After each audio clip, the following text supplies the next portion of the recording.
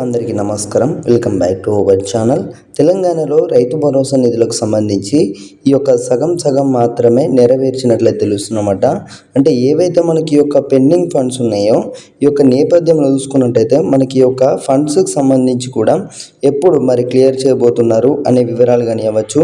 ఇప్పటికే రాష్ట్రంలో స్థానిక ఎన్నికలకు సంబంధించి నిర్వహణకైతే సిద్ధమైందన్నమాట.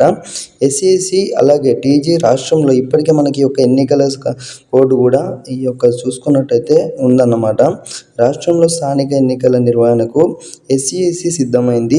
ఎంపీటీసీ జెడ్పీటీసీ ఎలక్షన్కు చూసుకున్నట్టయితే 37,652 పంచాయతీ ఎన్నికలకైతే 135,264 బ్యాలెట్ బాక్సులు అయితే అవసరం కాగా అయితే మొత్తం ఇప్పటి వరకు చూసుకున్నట్టయితే ఈ యొక్క ఎన్నికలు ఉన్న నేపథ్యంలో రైతు భరోసా ఈ యొక్క ఫండ్స్కి సంబంధించి కూడా ఎన్నికల తర్వాతే ఈ యొక్క ఖాతాలో జమ చేయనున్నట్లయితే తెలుస్తుందన్నమాట. చాలామంది అయితే అడగడం అయితే జరుగుతుంది. మరి యొక్క పెండింగ్ ఫండ్స్ ఏవైతే ఉన్నాయో అసలు ఎప్పుడు క్లియర్ చేయబోతున్నారు. వానాకాలం సీజన్కి సంబంధించి అప్పుడు ఈ యొక్క యాసంగి సీజన్ ఉన్నప్పుడే వానాకాలం సీజన్ సంబంధించి డబ్బులు అనేవి అయితే ఈ యొక్క నిధులు అనేవి కూడా రిలీజ్ చేసినట్లయితే తెలుస్తుందన్నమాట.